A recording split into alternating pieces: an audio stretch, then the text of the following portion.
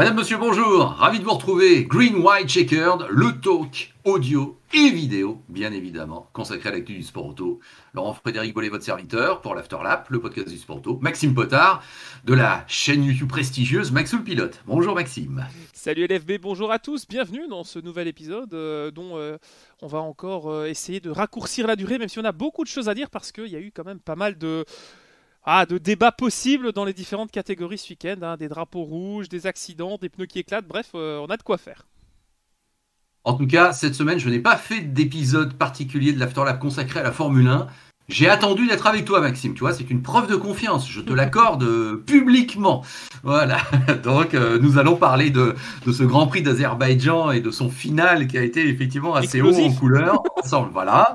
Tout à fait. On va parler WRC. On va parler 24 heures de Nürburgring, WTCR, la petite page Supercars, le résultat de l'ELMS. Oui, il y aura de quoi dire, mais c'est vrai que ça va être une grosse page F1 aujourd'hui.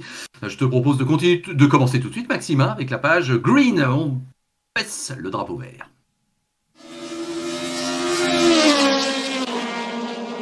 Alors, pour reprendre le bon mot, usité, mais je le fais. On n'a pas eu un Grand Prix low cost, on n'a pas eu un Grand Prix à Bakou, en Azerbaïdjan, hein, mon cher Maxime. C'était pas mal, hein, ce 6e manche de la saison. Ah, je suis pas d'accord. Je vais tout de suite te dire que je suis pas d'accord, mais bon. Bon, alors attends, non. En fait, j'allais moi-même me nuancer. Ça va. Disant qu'on avait un peu dormi pendant les 3/4 du Grand Prix, mais qu'effectivement, le final fait que, les 15 derniers tours, on va dire, à partir de l'accident de Stroll, là, quand même, ça a été plutôt intense. Et effectivement, ce restart, appelons-le comme ça, à la fin, c'est parti pour 2 tours, avec tous ceux qui étaient plus là et qui s'en sont pas sortis, tu vois ce que je veux dire. Enfin bref, on va tout détailler. Mais le fait est que si je t'avais demandé la semaine dernière, puisqu'on s'était déjà retrouvé, si tu pariais pour un podium Pérez, Vettel, Gasly, je pense que tu l'aurais pas dit spontanément, n'est-ce pas ? Non, les paris sportifs sont à la mode ces dernières années, mais non, j'aurais quand même pas mis mon PEL là-dessus. Oui, course surprenante, et la surprise a commencé dès le samedi, finalement, avec la pole de Leclerc, qui nous confirme que Ferrari fonctionne bien sur les circuits urbains. Même eux n'étaient pas très motivés, mais c'est vrai que ce résultat, personnellement, je le trouve surprenant. Maintenant, voilà, comme tu le sais, je suis un petit peu derrière Max Verstappen. J'ai été plutôt surpris de la gestion de Michael Masi, donc le directeur de course. C'est pas la première fois qu'on évoque ce changement depuis le décès de Charlie Whiting, cette prise, on va dire, d'intérim qui dure finalement, puisqu'il est toujours là en tant que directeur de course. Fallait-il relancer la course? C'est sans doute là le gros débat. Personnellement, même si on a eu un final explosif très intéressant, je maintiens que non, il n'y avait pas à relancer la course pour l'équité de chacun. Certes, Hamilton aurait pris les 18 points de la deuxième place, mais heureusement que Pérez n'a pas perdu sa victoire, car j'estime que ça aurait été un vol en toute neutralité. Ça a permis à certains derrière de se refaire. On voit Alonso qui remonte 6ème, voilà. La voiture de Gasly qui était la seule quasiment à avoir des pneus neufs avec Leclerc pour repartir avec des pneus tendres, puisque la FIA a obligé tout le monde à mettre des pneus neufs pour repartir pour 2 tours de course. Un départ arrêté, ce qui est aussi nouveau. On a eu l'année passée quelques exemples, notamment au Mugello. Donc voilà, tout ça mis ensemble, je ne sais pas si c'est l'âge ou l'ancienneté ou ce qu'on a vécu dans le passé, mais j'étais pas très chaud pour ce restart en milieu urbain avec énormément de débris où il y avait des accidents à 300 à l'heure. Voilà, j'étais pas très chaud pour ça. Certes, le final est explosif.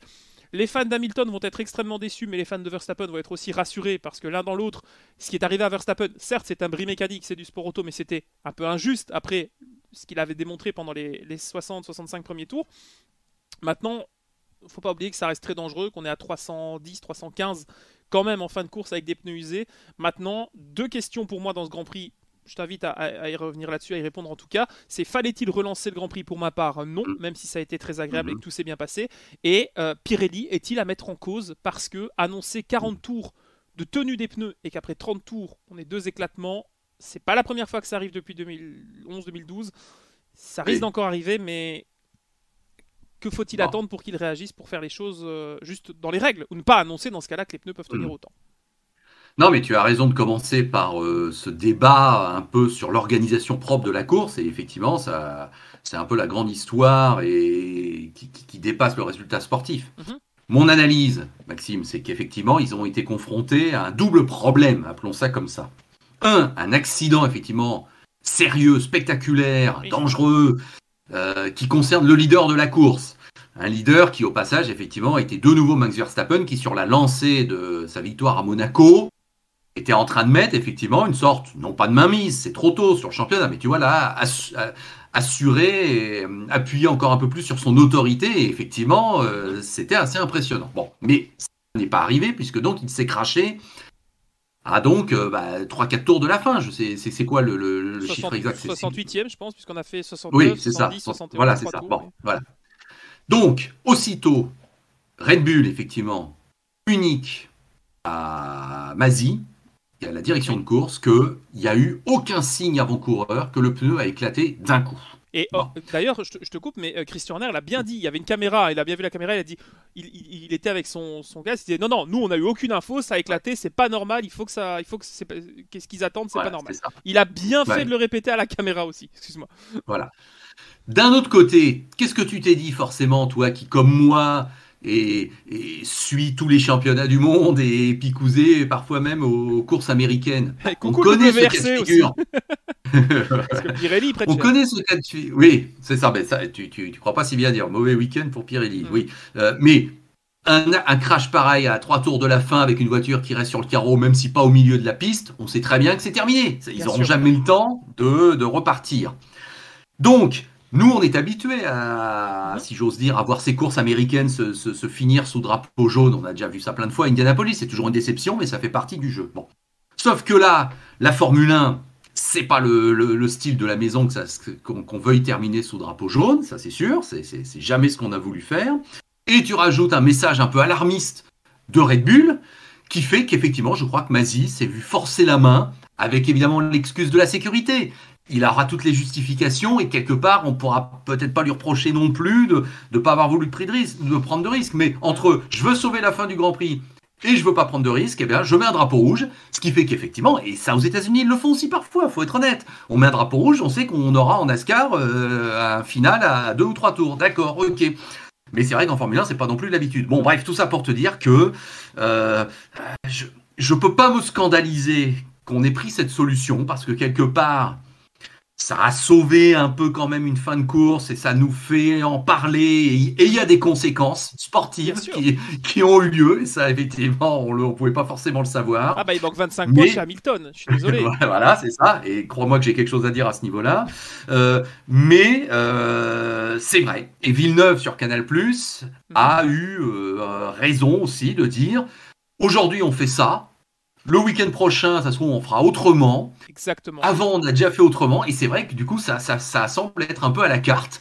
Oui. L'Azerbaïdjan 2021, bon allez, drapeau rouge, on repart, tout le monde change de pneu et on fait même un deuxième départ lancé, ce qui est arrêté.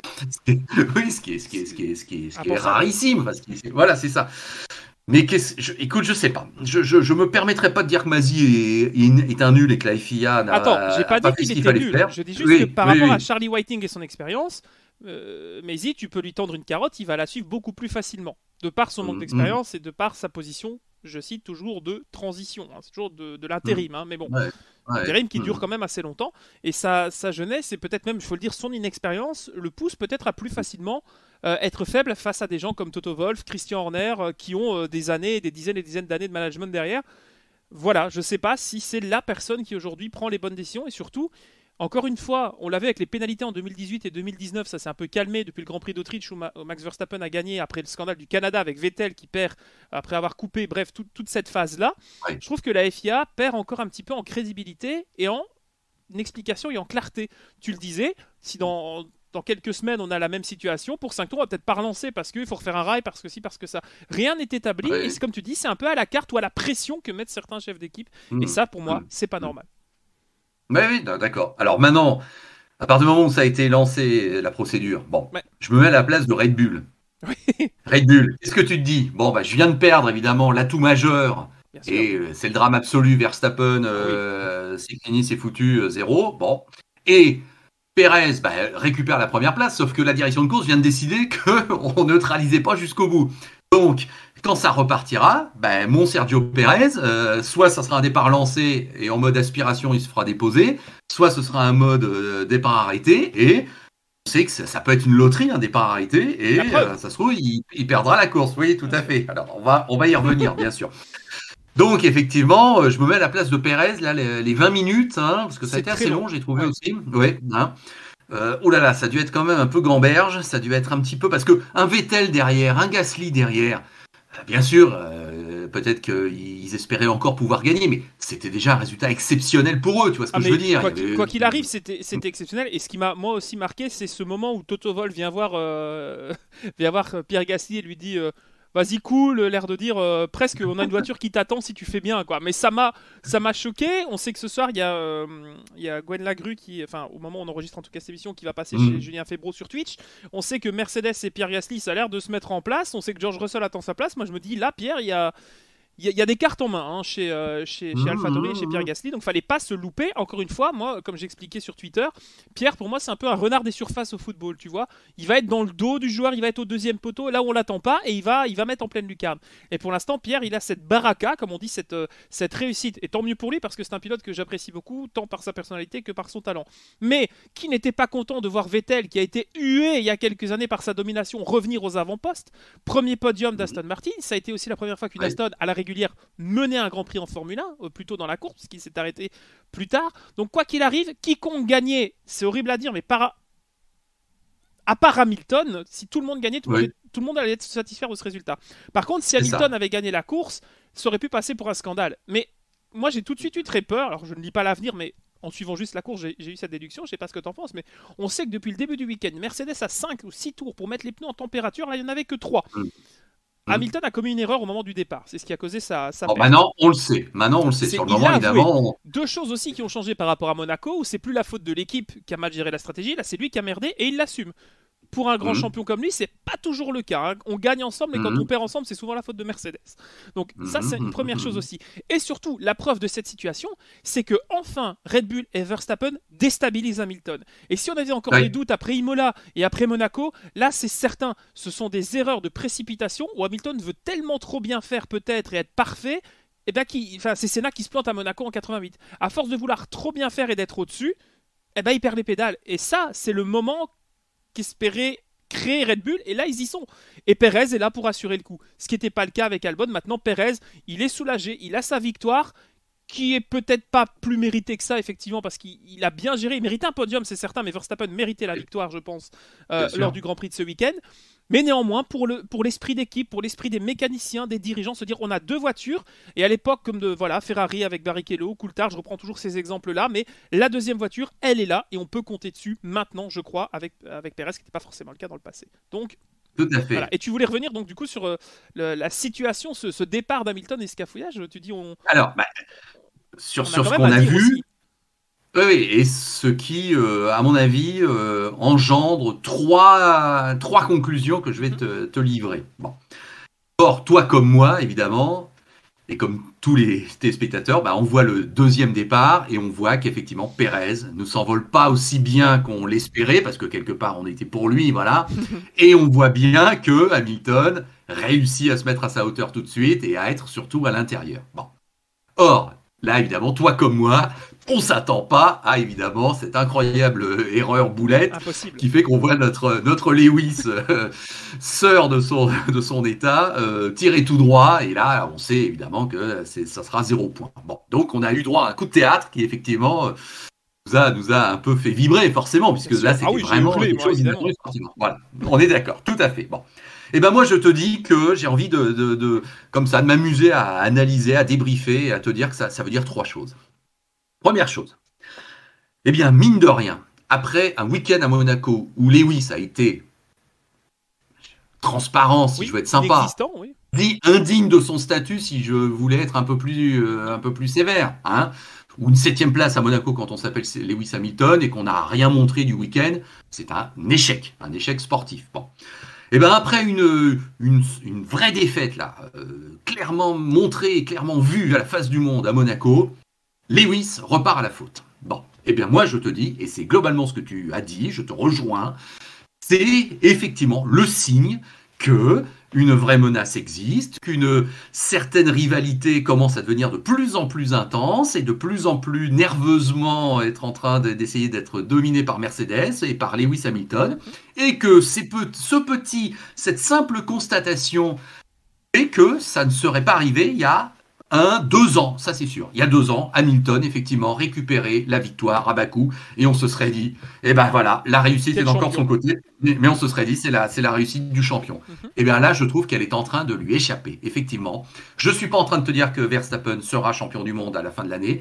Je peux pas encore te dire que Lewis Hamilton prendra sa retraite à la fin de l'année, mais mon rôle de commentateur, mon plaisir d'écrire un peu parfois des scénarios et à imaginer quelque chose, mais qui souvent sont le reflet de notre observation de la réalité, on ne dit pas ça non plus complètement par hasard, me font penser que Lewis Hamilton est en train un petit peu de montrer que il est humain. Eh bien, et que c'est plus la réussite absolue qu'il avait il y a encore quelques mois, et qu'effectivement, là, je vois 2 signes consécutifs, Monaco et Azerbaïdjan, qui font qu'effectivement, peut-être, comme on dit, la roue est en train de tourner. Voilà, ce que tu partages. Et après, je te dirai une 3e conclusion. Et on est d'accord, mais ce qui me rend la situation assez paradoxale, c'est le cas Verstappen. C'est-à-dire qu'en face, Verstappen n'écrase pas tout.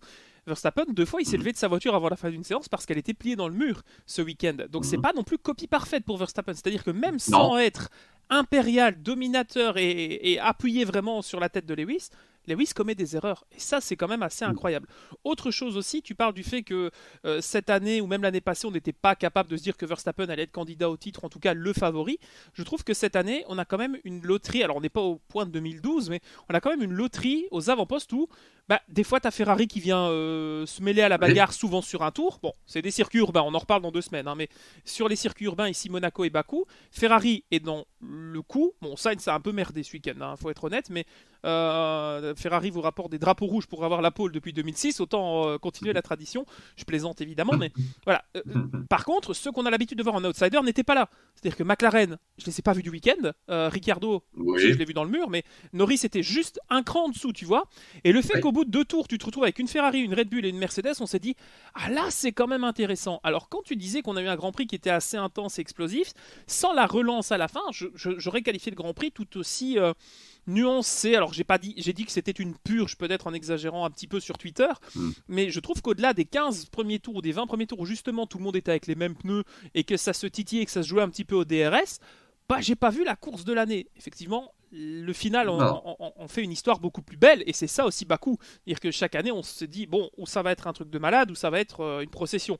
Cette année, encore une fois, c'était un truc de malade, et finalement c'est plus souvent quelque chose d'impressionnant que quelque chose dans le milieu, mine de rien. Mais c'est souvent pour des décisions extérieures. Bon, c'est Pirelli, ça a été l'éclatement d'un pneu pour Bottas, ça a été un podium pour Stroll. Bon, je vais pas te mentir, j'étais extrêmement déçu pour Stroll, parce que je trouve qu'Aston Martin mériterait mieux cette année. Pour une fois qu'ils n'ont pas copié une voiture chez Racing Point, Aston Martin, Force India, Sauber, Jaguar, Jordan et Mildan et tout ce que tu veux comme équipe, à part faire l'histoire. Non mais sérieusement, je trouve ça très dangereux. Et alors, pour revenir sur l'accident de Verstappen un instant, parce que je ne veux pas ne pas en parler, imagine un instant, le pneu éclate et Verstappen part à gauche et pas à droite. Il est juste à l'entrée des stands. Et il se prend le mur de côté. Et ça me rappelle Perez à Monaco quand il se prend en 2011-2012 la chicane du port. Je me dis, là, Verstappen, il n'est pas encore à 300. Je crois qu'il était un peu avant, il était à 290. Le self-control du gars qui, pour la 2e fois, se met dans le mur. Bon, il tape le pneu, ça a fait des belles photos. Pirelli n'a pas fait beaucoup d'avantages ce week-end. Mais au global, je suis Verstappen. J'en veux à la terre entière parce qu'il a tout fait vraiment pour bien faire et il n'est pas récompensé. C'est le sport auto, ça arrivait à d'autres, ça arrivera à d'autres. Et puis ce week-end est pour moi, bizarrement, alors c'est très tôt dans la saison, une transition. Une phase où on parle souvent de la silly season vers Spa, Monza, enfin après les vacances. Là j'ai l'impression que très vite, avec le nouveau règlement 2022, les choses peuvent changer. Russell a demandé à ce qu'on se bouge chez Mercedes pour son avenir. Bottas était-il là ce week-end? Je ne sais pas si vous l'avez vu, moi je cherche encore sur les écrans. Pierre Gasly, qui quand même discute pas mal. Ricciardo chez McLaren, ça semble pas être non plus la grande folie. Donc, est-ce que justement, on dit il y a un siège à prendre chez Mercedes? Tu parlais d'Hamilton justement avec ses erreurs. Est-ce qu'il y aurait peut-être pas 2 sièges à prendre pour l'année prochaine avec Toto Wolff? Moi, c'est la petite question qui est quand même née dans mon esprit. Et toi qui aimes bien justement écrire des scénarios un petit peu peut-être utopie, dystopie dans le sport auto, on peut en faire beaucoup. Je trouve que là, ce serait quand même un regain incroyable pour Mercedes de dire l'année prochaine nous avons Pierre Gasly et George Russell sur la grille. Ça ferait quand même incroyablement bouger les transferts. Alors il est trop tôt bien sûr, là j'extrapole et je projette, mais j'ai envie d'y croire un peu. Ça m'intéresse, ça me titille un petit peu. Non, mais cela étant, c'est bien ce que je voulais te dire quand je te parlais tout à l'heure de 3 éléments qui me font quand même dire que la situation a bien évolué. Parce que bah voilà, là où Verstappen était au fond du trou en disant l'autre va me remettre 18 points minimum et c'est vraiment injuste, et ben non, ça n'est pas arrivé effectivement. Et moi j'y vois là un signe du destin Mhm. qu'effectivement ça y est, la mainmise Mercedes, hein, t'as compris que c'était ça que Oui. j'essayais de développer comme argument, est terminée. Alors elle est terminée par deux fois chez Hamilton, qui donc me prouve à Monaco qu'il peut être transparent, ce qu'il nous avait jamais fait ces dernières années, et deuxièmement qui nous prouve qu'il peut partir à la faute comme un idiot, ce qui fait globalement une fois par an, on va dire ça. Mais enfin, il faut avouer, ces dernières années, on n'en a pas vu beaucoup. Non. Donc, effectivement, là, il y a quand même une situation qui a carrément super évolué. Et je rajoute donc à cela un troisième élément, et tu l'as évoqué, bah, c'est le fait qu'il y a Bottas wanted, quoi, avis de recherche sur Valtteri Bottas qui a complètement disparu. Alors là, c'est même tellement énorme ce qu'on a vu à Bakou qu'on en vient à être vraiment désolé pour lui, parce que là, c'est une humiliation comme on n'a jamais vu. Enfin, Ah si, si, il est on à plus commence à en d'une voir seconde. souvent, hein. Oui, Ah, faut voilà. être Bon, honnête. allez. Non, je tape Oui, pas, je tire pas sur le corbillard hein, pour Valtteri. Non, sérieusement, il a la meilleure voiture et quand on voit ce que d'autres pourraient faire à sa place, bon, Red Bull a mis quelques années à trouver la solution. Mercedes ne l'a plus. euh, Bottas se dégrade au ouais. fil des années. Mais tant qu'il Voilà. ramène le Donc, titre constructeur à Mercedes, il oui, suffit à Toto Wolff. Parce qu'il fait pas d'ombre à oui, Lewis, donc c'est très bien. c'est Maintenant, ça. ça suffira peut-être pas. Ben voilà, depuis plusieurs Grands Prix, Oui. ça va pas suffire. Et il commence Là, à coûter cher Bottas, aussi. Hein. voilà, c'est ça. Tu rajoutes le fait, je sais pas si on en a déjà parlé, je crois la semaine dernière, Maxime, mais quand moi j'entends que Wolf déclare que Valtteri s'est mal arrêté à Monaco et que c'est peut-être aussi pour ça qu'on n'a pas pu changer la roue, Oui. moi là c'est dégueulasse. Voilà. Joue-moi-en de la trompette. Hein. Ouais. Ouais, hein, parce que Dieu sait qu'on est les premiers à critiquer Bottas, oui, et là c'est le cas ce week-end. Mais enfin là, je suis désolé, la déclaration de Wolf, elle est vraiment pas acceptable, Alors, je est-ce qu'il perd trouve. patience? Est-ce que Toto Wolff perdrait patience avec Bottas? Je trouve qu'il Oui. a déjà pas eu beaucoup de patience avec des pilotes comme Ocon ou Van Dorn à leur époque, ou De Vries, donc je sais pas. Est-ce que là, c'est la goutte d'eau? Je sais pas. Vraiment, Oui. Mais tout ça pour dire j'en que sais c'est rien. bien révélateur. C'est bien révélateur qu'effectivement, eh ben, la situation chez Mercedes, elle est loin d'être sereine, elle est inquiétante même peut-être, même si je crois qu'ils peuvent se Ah, refaire dès le. il y a quand même le feu, il y a péril dans la demeure. Hein. Je pense Bah que oui, là, ils n'ont oui, pas donc été aussi. N'oublie pas, le dernier résultat des deux Mercedes classés en dehors des points, c'est au Grand Prix des 2018. États-Unis 2000. Non, non, Autriche 2018. Autriche classé. Ouais. Non, ah, excuse-moi, non. La Alors, dernière fois qu'on n'avait pas vu les Mercedes dans les points, ça oui, c'était en Autriche, en oui, dehors oui. des Mais points, les c'est deux Autriche voitures qui 2018. terminent et qui ne sont pas dans les points, mais les deux voitures à l'arrivée, il faut remonter en 2013 au Grand Prix des États-Unis. Ah, d'accord. Ok. C'est voilà, c'est Ouais. jamais arrivé de l'ère hybride. C'est la seule fois en Autriche où effectivement Ouais. il y a eu des soucis D'accord, avec oui, tu veux dire sans l'abandon, abandon. sans abandon. Voilà, Ouais, c'est classé ça. mais au-delà des points. Donc Ouais. voilà, ils sont en train de perdre pied et c'est le début de la fin. On espère pour eux que non, parce que moi j'ai pas de favoritisme Non, ou de mais volonté de nuire. Mais rappelons-nous de Ferrari il y a 3 ans. Hein. C'est parti ouais, comme ouais. ça. Hein. Mais là, il y a des éléments inquiétants. Mhm. Il y a des psychodrames qui continuent dans les stands. Ça, on va dire que ça, c'est Il y a vraiment des leur talon sorties dans la d'Achille. presse, on attaque aussi sur tous les fronts, parce Et- qu'au-delà de critiques des pilotes, de critiques de la direction de course, on a aussi des critiques au niveau de la technique. Il y a Toto Wolff justement et Christian Horner qui se renvoient la balle en disant ouais mais ton aileron arrière il bouge, il plie, oui mais toi ton aileron avant aussi. Bon la FIA a mis des Hmm. pastilles fluo pour vérifier que ça plie pas bien. Hein. T'as vu ça? Je trouvais ça Ouais, oui, génial. oui. Les méthodes, la haute technologie de la F1, on met deux pastilles fluo, on voit si ça bouge et si ça s'écrase à haute ligne droite. C'est dommage Mais bon, après, c'est dans les vieux pots, hein, comme on dit. Mais voilà, mais Oui, c'est vraiment retourner au maximum du détail et de la pression pour aller gagner un championnat. Mais derrière, Mercedes n'assure plus pour se tracasser de ça. Avant, ils pouvaient, tu vois, l'autre guillemets, l'ouvrir et faire les malins. Maintenant, peut-être un peu moins cette année. Mais la saison est longue Ouais, et elle est loin d'être finie. Même si voilà. pour eux, c'est déjà bon signe, on va pas à Singapour. Ça, c'est tombé ce week-end aussi. Bon, oui, ça c'est Ils vont sûr. être Voilà. contents. Voilà. En tout cas, bah écoute, ce Grand Prix nous a offert un résultat quand même inattendu dans ces deux derniers tours. Ça, on Et s'y un attendait résultat pas. Et feel du good coup, aussi. Hein. Je suis désolé, ouais, mais ouais, c'est ça. moi j'ai Quel beau aucun podium. problème. Ah Bah bah oui, oui. parce que autant tout à l'heure tu as dit on était pour Perez. En tout cas, on souhaitait que Perez gagne. On précise hein, que ce soit pour LFB ou moi, je pars sous ton contrôle, mais on ne souhaitait pas qu'Hamilton perde. Mais une victoire de Perez, ce serait la confirmation que Red Bull a fait le bon choix. Je reste C'est ça. persuadé que c'est le cas. Euh, Mm. Très beau résultat pour Alonso, hein, les vieux aussi, Papy fait de la Oui, résistance. il y a 2 étoiles à mettre. Génial. Alonso. Bah oui, super. Là Il où gagne quand on même 4 commençait places sur à. 3 tours à la fin. Hein. Ouais, Le c'est vieux ça. briscard. Voilà. Et on commençait justement, et il a dû sentir un peu que tout le monde lui demandait de peut-être Il de était réagir un petit peu. Le fait est qu'il l'a fait. Et puis, bah, j'ai envie de mettre une étoile à Tsunoda. Écoute. Oh, malgré la gueulante à la radio. je l'ai trouvé quand même. Oh, allez, Ça le rend sympathique dans un sens parce qu'il est humain. Mais quand tu le vois oui. passer tout penaud dans le paddock, disant oui, oui, avec son masque, oui, je vais faire Mm. une bonne course, et qu'à la radio, c'est non. C'est un peu Oui. le diable et l'ange sur l'épaule. Ouais, c'est vrai Et qu'il puis a leur été premier quand Grand même Prix, solide. Oui, oui, il faut le ouais. dire. Oui, oui, c'est Ah, il clair. est pas loin de Pierre Non. Gasly en essai. À la course, il perd une place au restart, ça c'est sûr. Mais enfin, il fait 7 au final, son meilleur résultat. À Et des Bakou, points pour une en alpha dis- derrière. Des points, j'allais le dire aussi, oui, mais une alpha dans les points. Raikkonen, Raikkonen. Voilà. c'est ça. Je cherche toujours Et, Giovinazzi. Hein. et Nikita Mazepin qui termine devant Lewis Hamilton. Ouais, alors ça, il pourrait le mettre sur son CV. Par contre, dans le dernier tour face à Mick Oui, Schumacher, alors là, oui, il a fait une vraiment Mazepin. pas. Je suis désolé, Ouais, on va pas ah tabler oui, encore une là, fois, mais puis quelle est j'aime la bien As qui nécessité? justifie. Oui, As qui justifie ça en disant non, c'est un malentendu. Oui, bon, Ah oui, alors la raison exacte, bien je sûr. suppose que Oui, tu l'as, mais c'est il regardait dans l'autre rétroviseur. oui, Alors, il oui, fait bien comme sûr. toi en fait, Ouais, il regarde dans son rétro de gauche et il tire à droite. Je suis désolé, il donne un coup de volant, point, ouais. basta.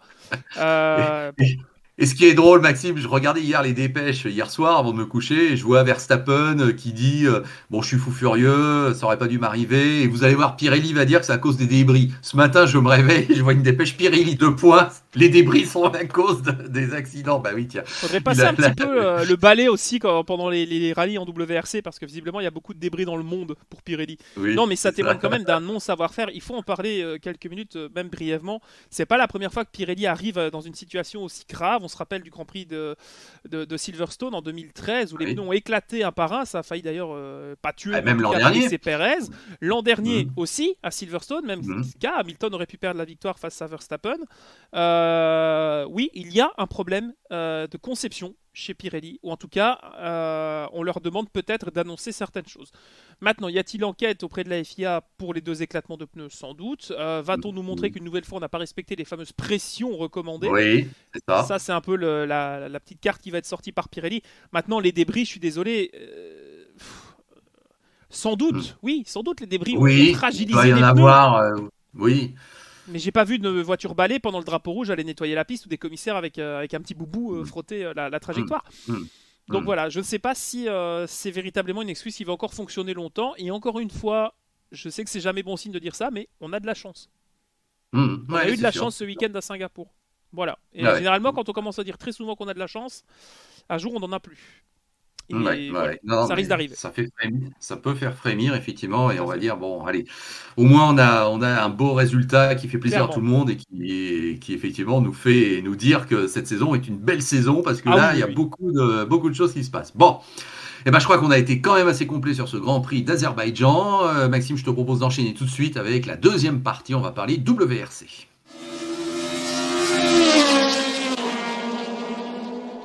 Le rallye d'Italie-Sardaigne. Eh bien, c'était la 5e manche du championnat WRC sur les 12 au programme. J'ai suivi ça en détail, tu peux me croire, et j'en ai Mhm. même fait un épisode complet de l'Afterlab cette semaine avec Guillaume Lafay, mon consultant WRC, où je vous propose encore 3 quarts d'heure d'analyse complète sur le WRC. Donc écoute, je vais essayer de pas trop me répéter. Mhm. Le fait est que, en simple constatation, on constate quoi? Que Sébastien Ogier, 3 victoires en 5 rallyes cette année, et un véritable exploit. Il a gagné en ouvrant la piste le vendredi, Oui. quoi. Là, c'est vrai que honnêtement, il a toujours tendance, tu le sais, Sébastien, un petit peu parfois montrer une certaine mauvaise humeur. Là, il l'a dit en arrivant, Mhm. que j'aurais peut-être mieux fait de rester à la maison. Il a fait un petit peu son chafouin en disant que c'était comme toujours un gros désavantage d'ouvrir la piste le premier jour et que c'était pas normal, qu'à une époque ça n'a pas été comme ça et que là, bon, le fait est que à la Sébastien Ogier, on baisse le casque et on y va. Et à la fin du premier jour, on est troisième à moins de 30 secondes. Et à Mhm. partir de là, c'est vrai qu'il est tellement hors norme, notre Sébastien Ogier, que quand il termine 3 d'une première journée qu'il a dû ouvrir et qu'il est à moins de 30 secondes du vainqueur, on se dit, il peut gagner, voire il va gagner. Hein, et c'est ce qui s'est passé. On va parler du Hyundai juste après, bien sûr. Toi, tu ressens qu'effectivement, c'est quand même un pilote qui est le boss de la discipline et qu'il a, cette année, il a l'air d'être vraiment très très bien. Hein. Oui, parce que pour parler plus généralement, que ce soit face à Hyundai, Toyota est devant. Mais dans les Mm. Toyota qui sont devant, ok, Evan se défend bien, mais Ogier est quand même le patron. Voilà, il faut le Ah dire. bah, mm, Même quand c'est des mm. situations où on le met en délicatesse, comme c'était ce week-end avec cette fameuse règle maintenant où il faut ouvrir pour lui. Il râle, je pense que c'est politique, c'est nécessaire de le faire. Il doit râler parce que c'est un peu obligatoire de se dire ça ne me convient pas. Il faut le dire pour le dire. Mais au-delà de ça, c'est pas pour ça qu'il va partir du mauvais pied. Il va vraiment rentrer dans le rallye comme il l'a fait de manière très autoritaire. Et ça ne me surprend presque même plus de le voir, comme tu dis, voilà, troisième à 30 secondes après une journée. On s'est dit, bon, bah, voilà, le problème est presque un mauvais souvenir pour lui. Et vu qu'à côté, on se prend les pieds dans le tapis chez Hyundai, je pense que Toyota peut juste gérer en interne. Bon, après, c'est difficile de gérer très tôt dans l'épreuve, surtout en Sardaigne, qui n'est pas un rallye super facile, mine de rien. C'est assez cassant. C'est un rallye qui est compliqué, même s'il est bien connu des pilotes. C'est une épreuve poussiéreuse, compliquée, etc. Mais je trouve que Toyota, et particulièrement Ogier, montre une nouvelle fois qu'il n'est pas champion du monde par hasard et que même s'il y a 2 ou 3 pilotes qui peuvent se battre avec la même voiture, que ce soit ou Romain Perra ou Evans qui sortent un petit peu du lot dans certaines épreuves, Ogier, sur la continuité d'une saison, il est l'homme à battre, encore aujourd'hui et encore cette année, clairement.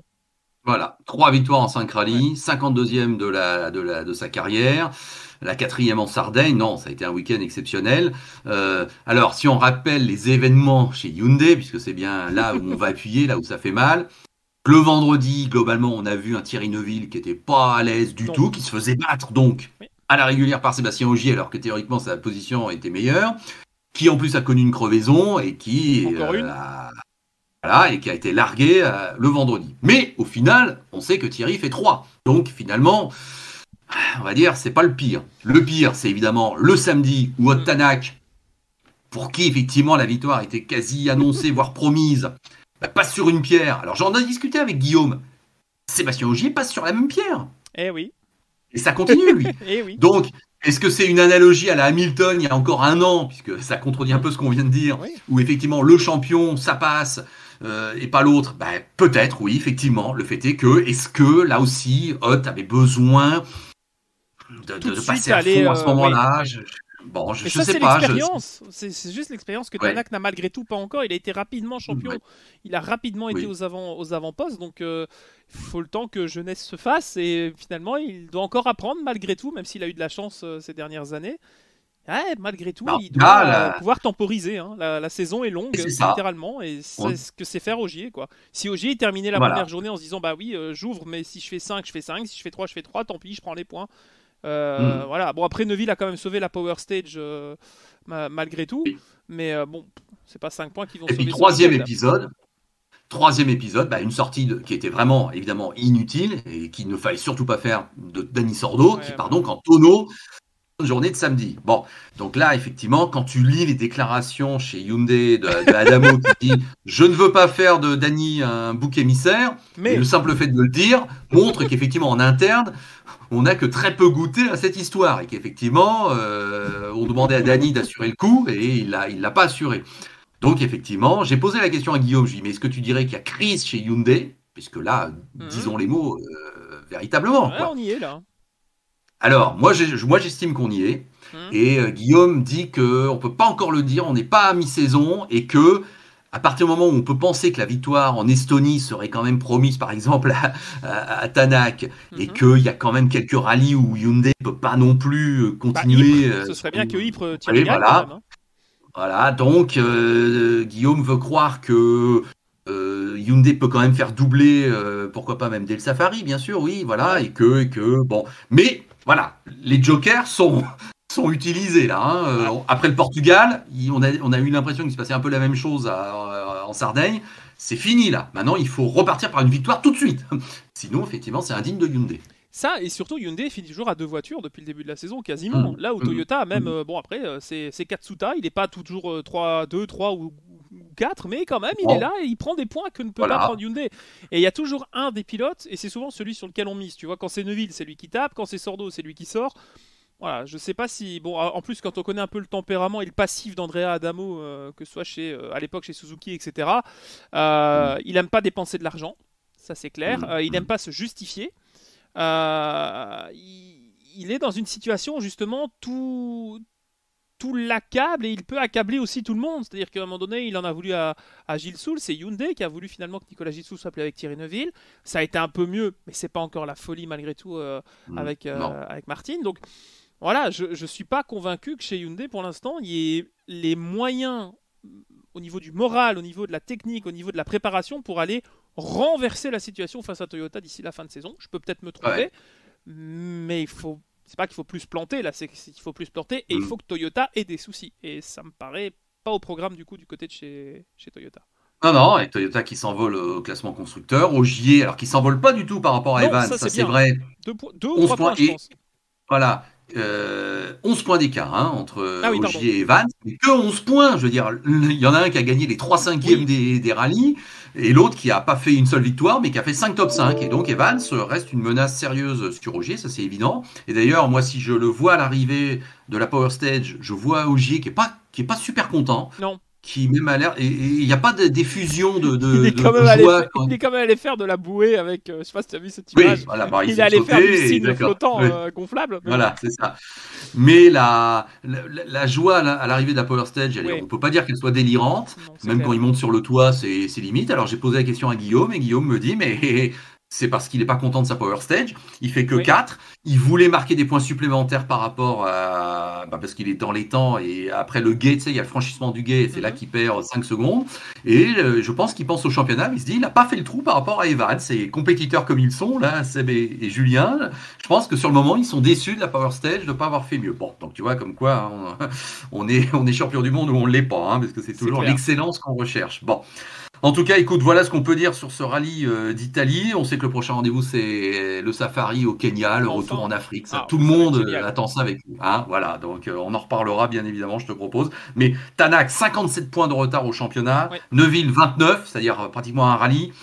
Ah oui, là, chez Hyundai, il faut vite redresser la barre. Hein, sinon, Et derrière, il y ça avait une fera Hyundai vraiment qui pas. était intéressante avec Utunen qui est sorti de nulle part aussi. Oui, Kutunen qui gagne en WRC2 Ça, c'était pas et mal qui aussi. effectivement cette année non mais cette année le WRC2 c'est C'est fabuleux parce génial. que Oui, clairement. Lapi quand il vient il gagne, t'as Mikkelsen, Rosberg. t'as Osberg, t'as donc Kutunen qui est capable de gagner. Fourmeau était là, bon c'est Ça sûr que s'est là mal son passé, année elle oui. est un peu spéciale mais le fait est qu'il est aussi c'est une tête d'affiche. Le Ah ouais retour non avec la Skoda, il finit dans le classement, c'est Boulacia, oui Boulassia oui Boulassia, c'est oui, ça qui ouais, il fait 10 au il classement fait 10 au général. général. Ça m'a surpris de le voir là aussi, mais c'est bien. Oui ouais, ouais. Bah oui c'est C'est bien. ouvert. C'est comme le LMP2 Voilà en c'est fait. ça. Regardez le LMS, c'est bien. En LMP2, ça se bat. mais, euh, mais oui, alors certes, devant, il y a de grosses bagarres, mais partout, il y a des duels. Voilà, moi, je regarde Fourmeau maintenant. Je suis désolé, mais maintenant, je le suis un peu plus Oui c'est près ça. parce que l'avenir, il se situe là. Il se situe plus chez Oui. Ogier ou chez Neuville. Donc, voilà. Tout à fait, on est bien d'accord. Et Guillaume nous laissait comme info pour finir le numéro, comme ça je le dis pour ceux qui n'ont pas pu l'entendre. Adrien Fourmeau a déjà roulé apparemment sur une évolution de la Ford Oui. et Mikkelsen a roulé aussi sur la Ford 2021. Ce qui fait que chez M-Sport, Suninen et Greensmith, Hmm. Ça prépare peut-être... l'avenir, ouais. ouais, voilà, c'est ça. Bon, allez, fin de la parenthèse. On va sortir le drapeau à damier car ça va être la troisième partie de l'émission Checkered.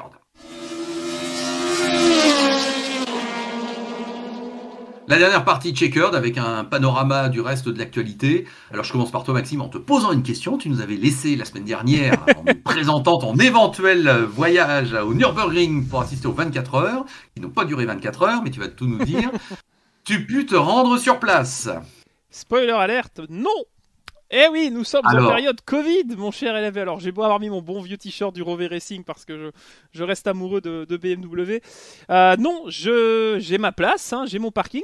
La place était là, hein, j'aurais pu y aller, mais non parce que il m'était demandé par mail la veille de l'épreuve, donc jeudi soir, un test PCR dont le résultat était négatif, ou alors il fallait être vacciné de 2 doses, ou avoir montré qu'on avait été positif. Bref, du classique.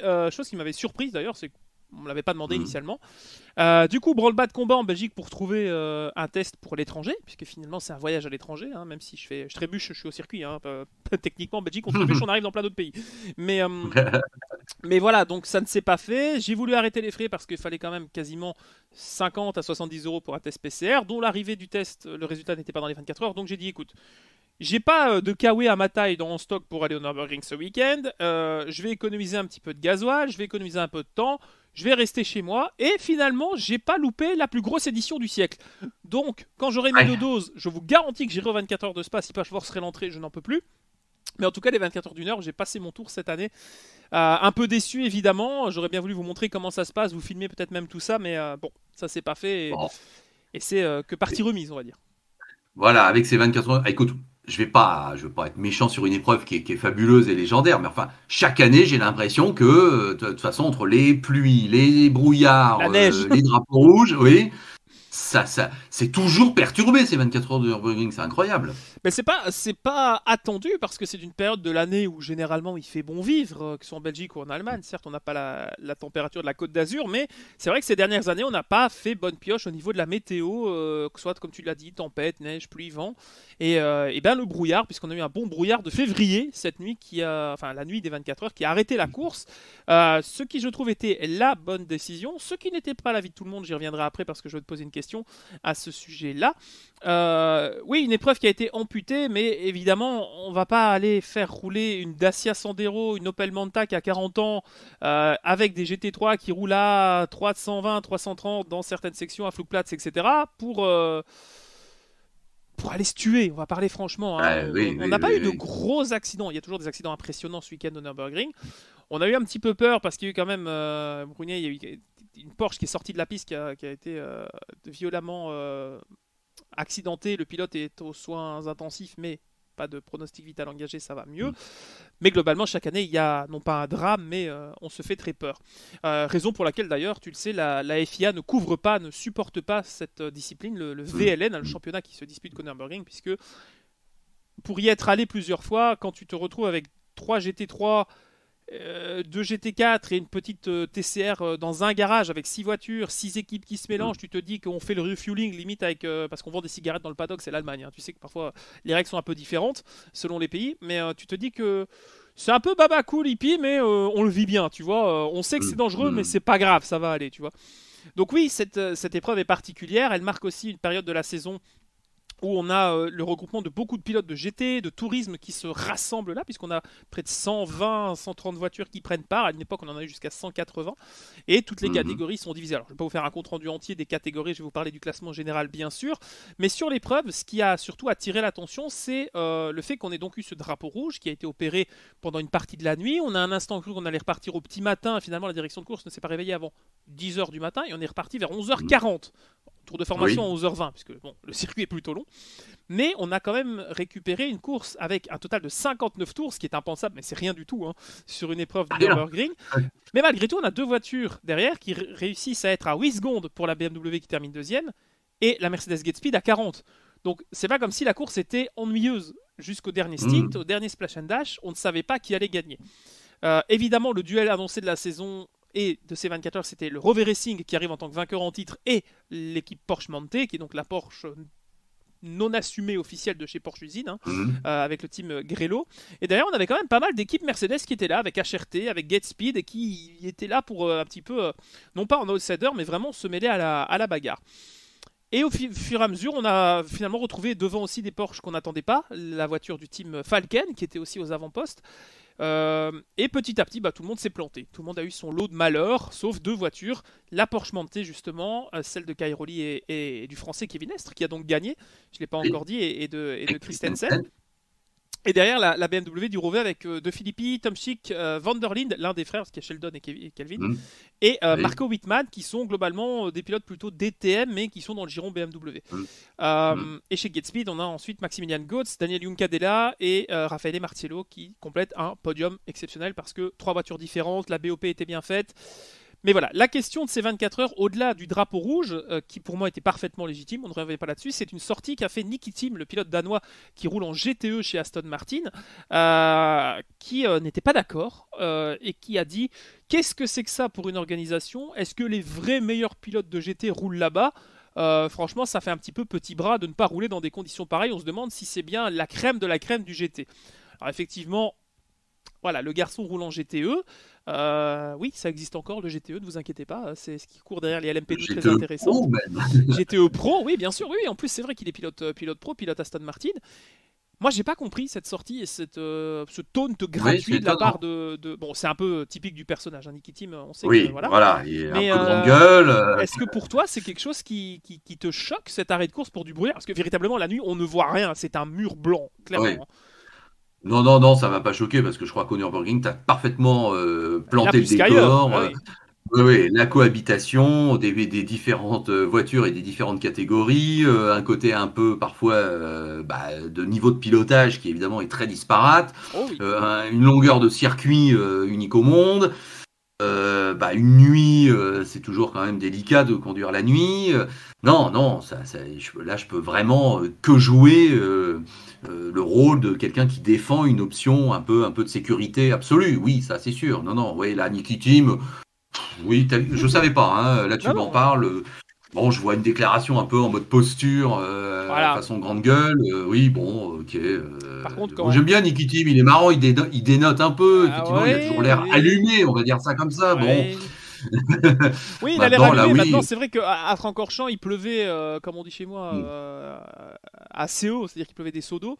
mm, Il pleuvait énormément quand son père a fait 7 ou 8 tonneaux avec sa Mini en Mini Trophy en 2005.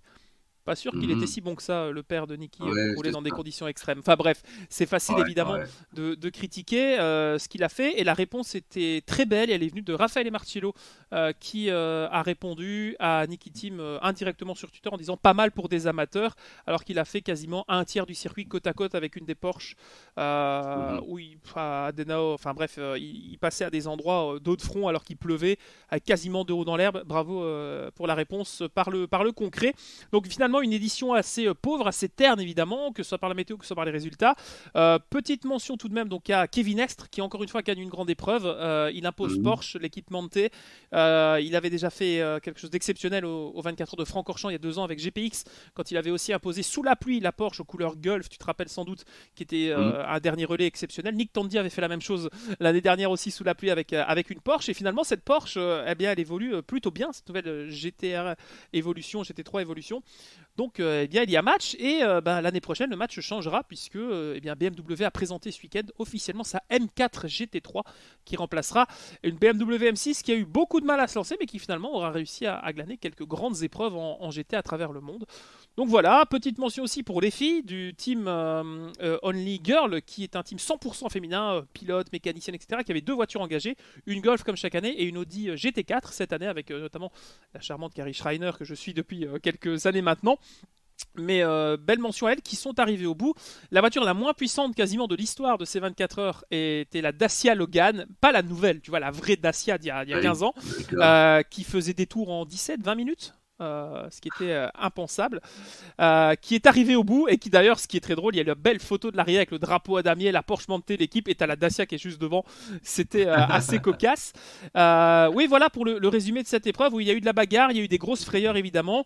Ça a été le cas aussi pour notre ami, qu'on l'aime ou non, Tom Coronel, le bouillant pilote néerlandais, qui à part se planter en TCR, en WTCR d'ailleurs, au NURB s'est planté aussi pendant les 24 heures et n'a pas eu de meilleure idée pour le coup de sortir son téléphone et de faire un FaceTime au bord de la piste au moment où on Oui. évacue sa Porsche avec Mathias Ekström.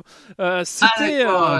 J'ai vu ça, je me demandais, mais c'est qui a fait ça? D'accord. surréaliste, c'est du D'accord, oui. Coronel dans le texte. C'est Ouais. limite, il Oui, est sorti, il a sorti son téléphone, il a fait bon les gars, on est au bord de piste, et les voitures qui passent à 300, c'est bref, du Coronel, d'accord. mais j'ai du mal avec ça.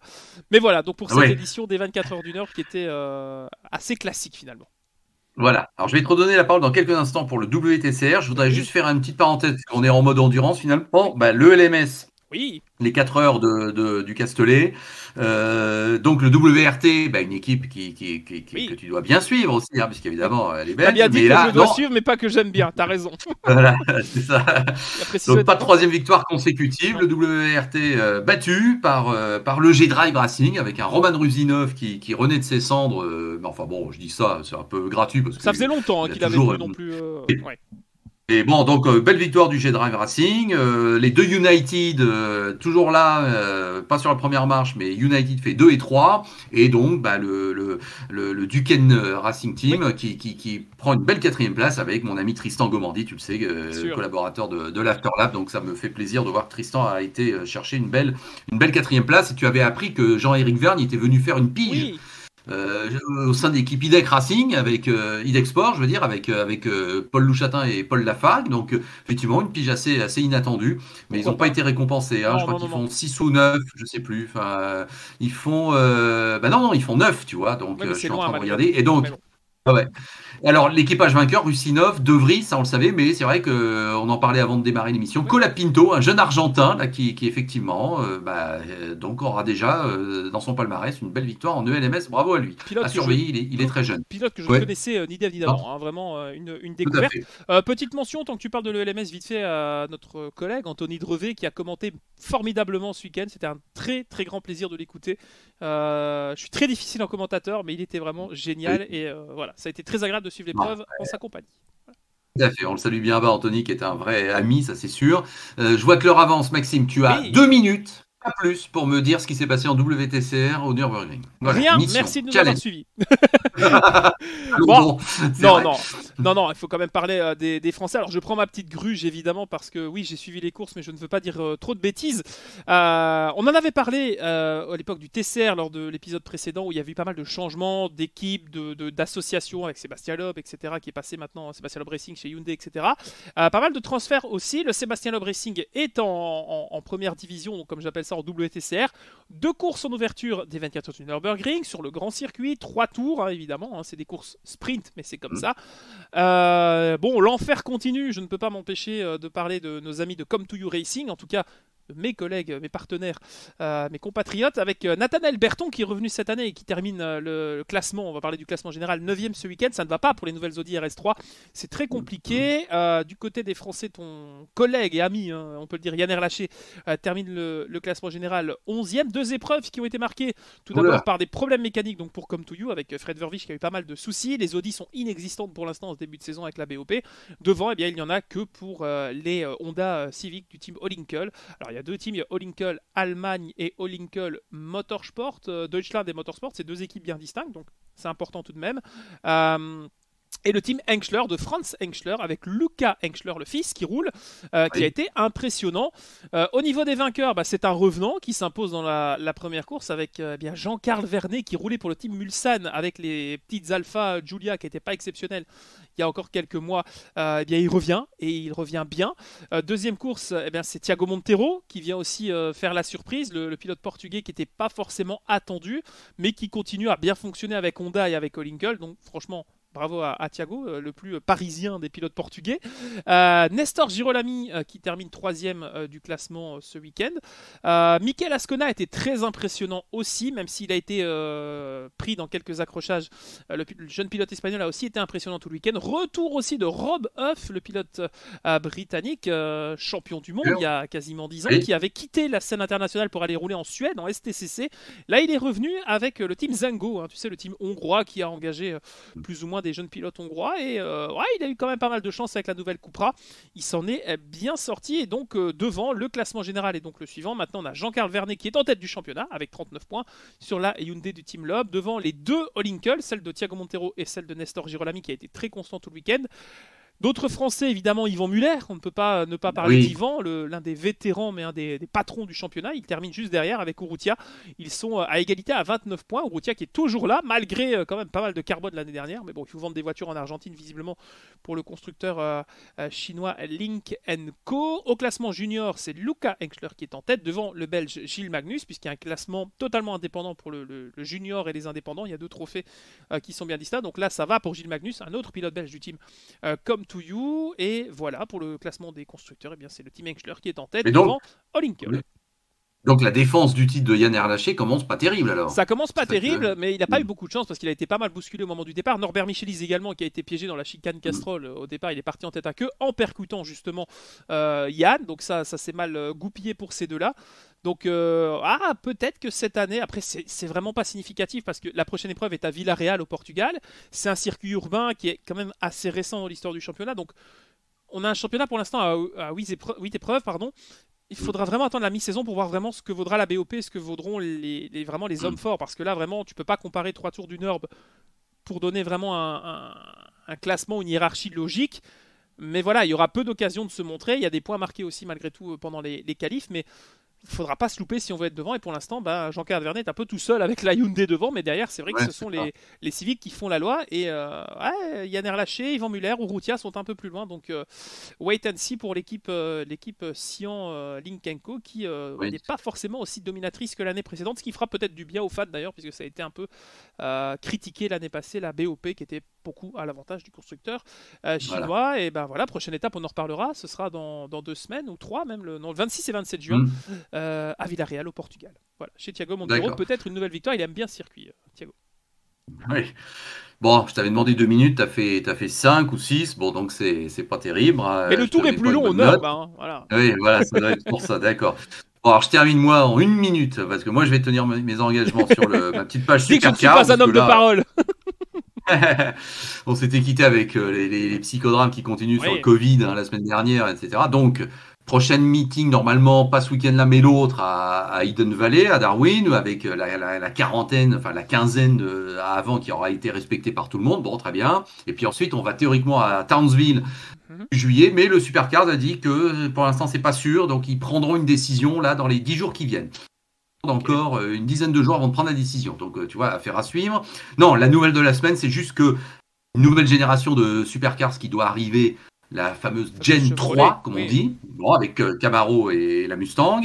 Ça devait être, l'an dernier, on disait que ça serait en 2022. Avec le Covid, bah, ça aurait dû être pratiquement en 2021, il y a quelques années. Ensuite, on a commencé à parler de 2022.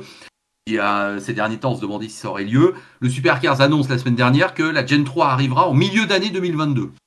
Bon, bah, personne ne comprend. D'accord.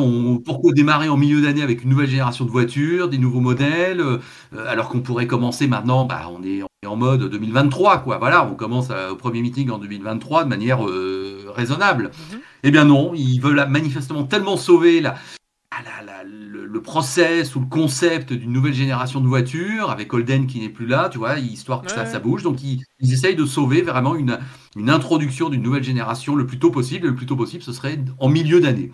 Alors James Courtney a été un des premiers à réagir en disant que c'est ridicule, qu'évidemment c'est injouable, c'est ingérable, et qu'on ne comprend pas pourquoi on ne fixe pas ça maintenant en début d'année C'est pas 2023. fair play, surtout. C'est pas fair play. Comment tu veux développer une Oui, voiture en plein milieu d'une saison ah, au niveau de la enfin, je sais pas, au niveau des performances et au niveau du reste, ça me paraît, ah oui, oui, ça me ça ne paraît peut que totalement sauver. illogique. Enfin, c'est pas du jamais vu, mais Voilà.